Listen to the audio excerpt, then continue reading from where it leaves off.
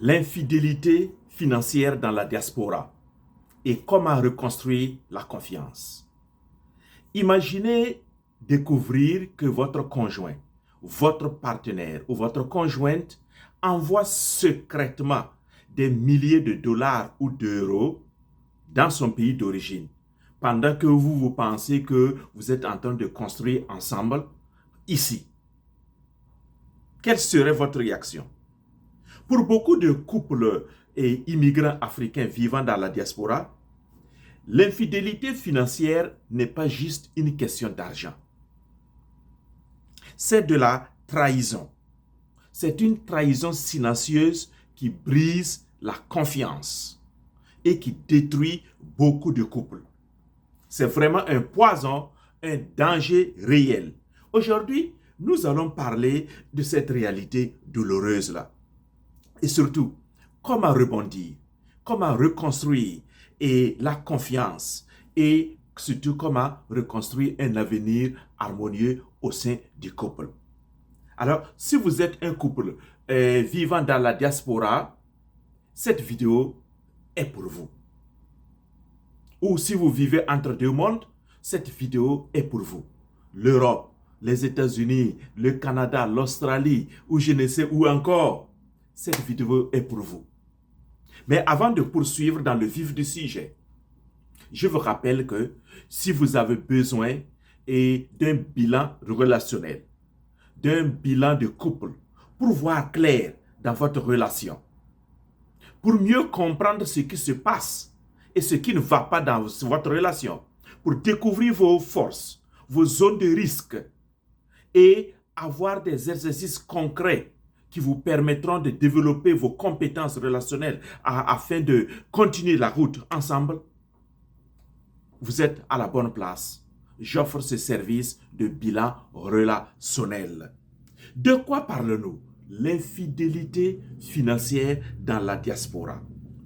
Quand on parle d'infidélité financière,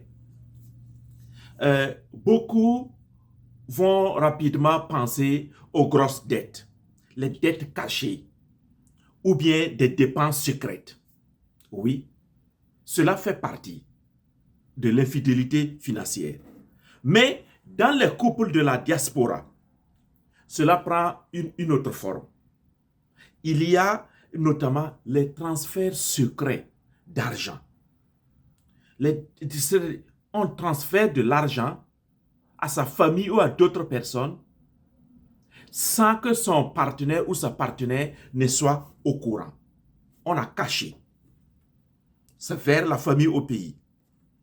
Des comptes cachés. On entretient des comptes cachés, on alimente des comptes bancaires cachés. Son partenaire ou sa partenaire n'en est au courant. Ou des engagements financiers pris sans consultation du partenaire ou de la partenaire. C'est tout cela que je mets sous le mot ou l'expression infidélité financière. Le problème pour moi, ce n'est pas l'aide accordée à la famille ou à d'autres personnes restées au pays. Non, ce n'est pas l'aide. Le vrai du problème, c'est le secret. C'est d'avoir mis le label secret, d'avoir caché à son partenaire ou à sa partenaire, à son conjoint ou à sa conjointe. C'est cela le hic. Parce que c'est le secret-là qui va détruire la confiance. C'est le fait d'avoir caché qui va détruire la confiance. Vous allez me dire que peut-être ça, ce n'est pas un truc qui existe. Je vous raconte rapidement une histoire réelle, un fait réel qui s'est passé aux États-Unis. Une dame a réussi à construire toute une maison, une villa, 3 chambres salon. Donc, F plus combien? F plus 3. Voilà, une villa F plus 3 qu'elle a construite dans son pays d'origine à l'insu de son mari. Et elle l'a fait sur 2 ans et demi. Malheureusement, le mari a découvert cela lorsqu'il est rentré au pays. Un jour, le mari devra rentrer en vacances dans son pays d'origine en Afrique. Et quand il est allé bien sûr pour saluer la belle famille. Et les beaux-parents se sont mis à le féliciter, à lui dire merci pour avoir aidé leur fille à construire une maison. Et l'époux tombait des nues. Alors, il a gardé son sang-froid. Il a fait semblant d'être au courant et il a acquiescé. Il a reconnu et accepté les remerciements. Et il a dit à un petit frère de sa femme, ah, comme je suis là pour quelques jours, et demain matin, je reviendrai pour que tu m'accompagnes sur le chantier. Pour que moi aussi j'aille voir, témoin oculaire. Mais la famille ne pouvait pas savoir que leur fille a fait un amalgame aux États-Unis. Alors le monsieur est reparti le lendemain avec le petit frère de sa femme et il a vu la villa. Il est resté devant la villa prendre selfie. Et le même jour, il a envoyé la photo à sa femme restée aux États-Unis. Imaginez le boom, le tollé général dans le cœur de cette dame qui vient d'être mis devant les faits. Imaginez-vous, si vous étiez à la place du monsieur ou à la place de cette dame, que feriez-vous? Cette dame a amassé l'argent que son époux lui donnait. C'est vrai, elle travaillait aussi, mais le monsieur lui donnait de l'argent, beaucoup d'argent, parce que c'était un grand homme d'affaires aux États-Unis.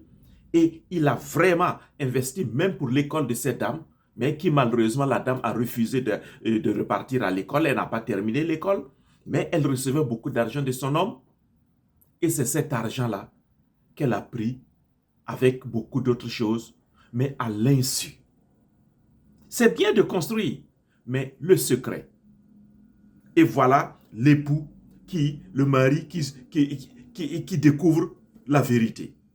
Pourquoi cela arrive-t-il dans la diaspora?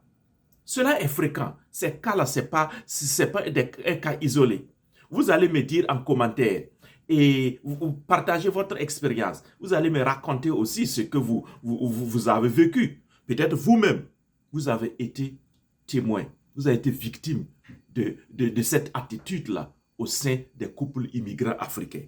Pourquoi cela arrive-t-il? Oui, rapidement. Il y a la pression, une pression énorme sur les couples immigrants africains. Et ils ne se rendent pas compte tout le temps que cette pression-là, culturelle-là, les amène à prendre des décisions, à poser des actes, et sans le savoir. Mais cette pression les attend, une attente culturelle. Ceux du pays s'attendent à ce que tu réussisses. Ils s'attendent à ce que tu envoies de l'argent. Et toi-même, devant cette pression culturelle-là, tu as envie ou tu as tendance d'une certaine manière à envoyer l'argent ou beaucoup d'argent juste pour faire croire que tu as réussi. En fait, c'est ce message-là que certaines personnes donnent ou voudraient donner. Ah, que j'ai réussi.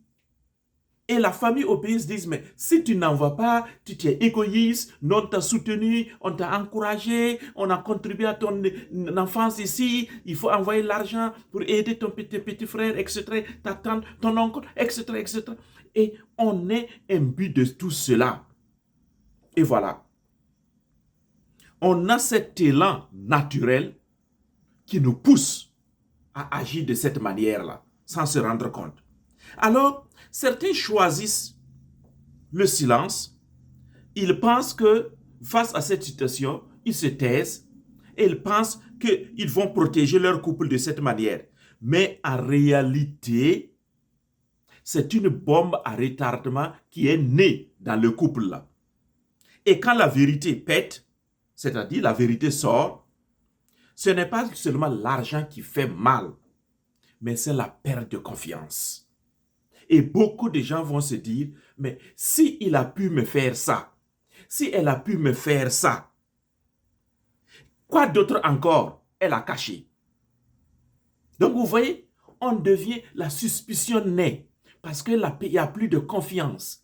On se dit, mais tu as pu faire ça là, donc tu as eu autre chose, autre fourberie, autre tromperie que tu as pu faire derrière mon dos.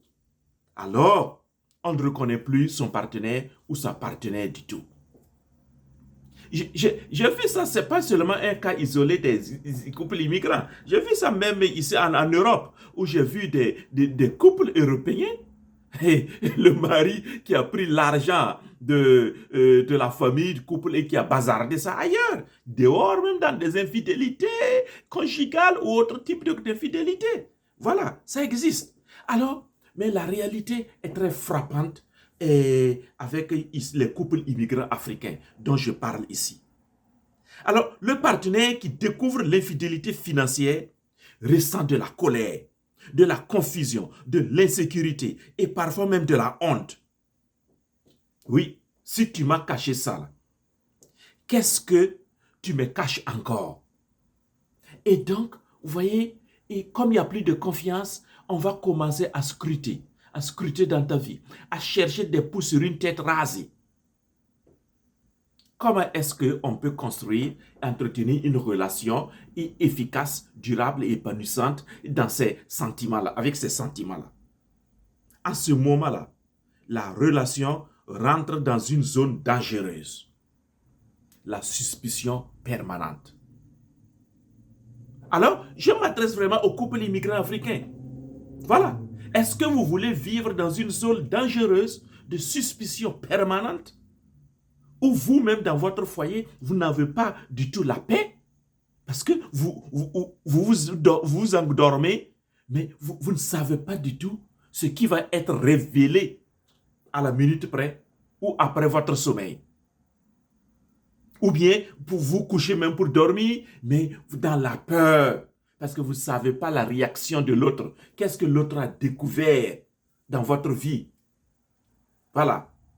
Est-ce que c'est ce genre de vie? Non. À l'école de la famille Ephata, nous voulons construire et entretenir des relations efficaces et épanouissantes. C'est pourquoi je propose le bilan relationnel, le bilan de couple à tous ceux qui veulent vraiment voir clair, avoir une photo claire et neutre de leur relation pour découvrir ce qui va, ce qui ne va pas, où est-ce qu'il faut rectifier le tir afin d'avancer. Mais nous allons aller plus loin. Lorsque cela arrive, cette infidélité financière arrive, il n'y a pas à, comment j'allais dire ça, faire une confrontation agressive. Non, ça ne sert à rien. Le monsieur dont je parle, lui, il a fait une confrontation agressive et finalement, le couple s'est disloqué. Oui, dans la plupart du temps, les gens réagissent de cette manière-là. C'est vrai, ça fait mal. C'est dur à avaler. Mais la confrontation agressive, non. Il faut plutôt une conversation calme, claire et ferme. C'est cela qui peut permettre de reconstruire. Oui, de reconstruire une relation qui est teintée maintenant de dangerosité. Une relation devenue malade. Il faut la redresser, il faut la rebâtir. Et c'est cette conversation claire et sincère-là qui permet de rebâtir. Et pour cela, je vous propose simplement des étapes concrètes. Première étape, il faut désormais la transparence totale. Pour ceux chez qui ce n'est pas encore arrivé, vous pouvez parer à cela par la transparence totale. Tous les comptes, toutes les dettes, tous les engagements financiers doivent être mis sur la table. D'ailleurs, est-ce que vous savez que avant même de vous marier à quelqu'un, à un homme ou à une femme, ce sont des sujets que vous devrez aborder. As-tu des dettes? Jusqu'à combien? Quelle hauteur?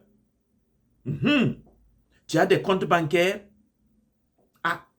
Tu as des projets, des assets, et comment on appelle ça encore là, des actifs, ou tu n'as rien. Ce sont des sujets qu'il faut apprendre à examiner même avant de rentrer dans une relation avec quelqu'un. Mais la plupart du temps, on se caresse là, comme il y a l'amour, on bombe dessus seulement, boum, voilà. Donc, la première étape, c'est la transparence totale. Deuxième étape, un budget commun clair. Un budget qui inclut aussi l'aide à la famille, avec des limites claires et acceptées par les deux partenaires. Oui, un budget clair. Mais il ne faut pas écarter l'aide que l'on peut apporter aux membres de la famille restés au pays, mais il faut établir des limites. Jusqu'à combien? Jusqu'à 100 euros, 200 euros ou 300 $? À vous de voir selon votre réalité concrète aux États-Unis, au Canada ou en Europe. À vous de voir. Troisième étape, il faut établir de nouveaux objectifs communs. Redéfinir ensemble ce que ça veut dire réussir en tant que couple dans la diaspora. Est-ce que réussir en tant que couple dans la diaspora, c'est envoyer l'argent pour donner l'impression que, ou bien c'est bâtir des projets communs ici, en tant que vraiment couple, conjoint, partenaire? Il faut redéfinir cela clairement. Et quatrième étape, vous pouvez demander aussi une aide professionnelle si nécessaire. Il y a des thérapeutes financiers. Il y a des gens qui comprennent bien comment on appelle ça, la gestion de l'argent. Et ils peuvent vous aider.